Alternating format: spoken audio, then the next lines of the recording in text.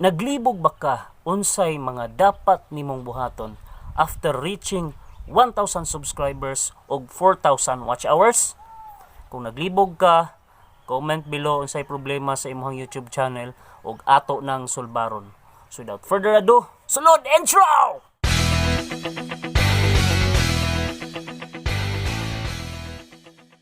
What's up everyone? This is your boy here, Louie Cho, creator of this channel. Welcome to my channel. Kung bago pa ka nasa laag diri sa akong YouTube channel, please like, dayon subscribe, ug hit ang notification bell para updated ka sa akong mga bagong videos. Kanang pula diha now na. So in this episode, akong itudlo ninyo unsay mga dapat natong buhaton as a small YouTuber after nato makuha ang 4,000 watch hours og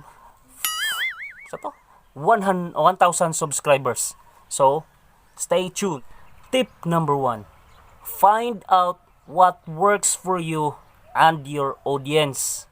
As a YouTuber, importante kaayo nga i-consider nato ang atong subscribers ug ang atong mga viewers. Unsay ilahang gusto matan-aw ug unsay ilang ganahan sa imuhang channel para naay traction ug momentum ang imuhang videos or ang imuhang channel. So all you have to do is to check your videos, unsa nga mga videos ang taas og views, and then try making the same content aron naa ang imong momentum og traction sa imuhang audience. Number 2 nga tip nga akong ihatag sa inyo guys is to find your target. Kinsa man gyud ang imuhang target? Mga baka?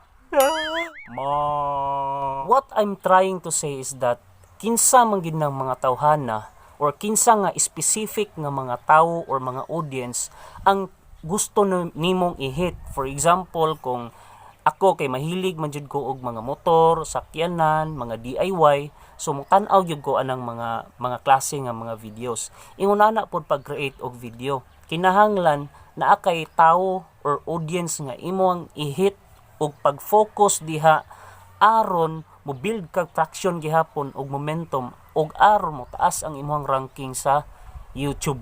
So tip number 3, akong gi-assume nga na naman yung kay 1,000 subscribers o 4,000 watch hours, therefore under review na lang imong YouTube channel, at the same time posible nga na sigay ads. Kining number 3 is to hit the $10 threshold nga gina-require sa YouTube Partner Program. Kay kung maabot na ka og $10, makita nimo na dito sa imuhang Google AdSense, ipadala na sa YouTube ang imuhang Google Pin. Kanang Google Pin mo na mo enable sa imong YouTube channel aron pwede nakapadalan og kwarta. Kining number 4 is very important. Ayaw gyud ninyo buhata.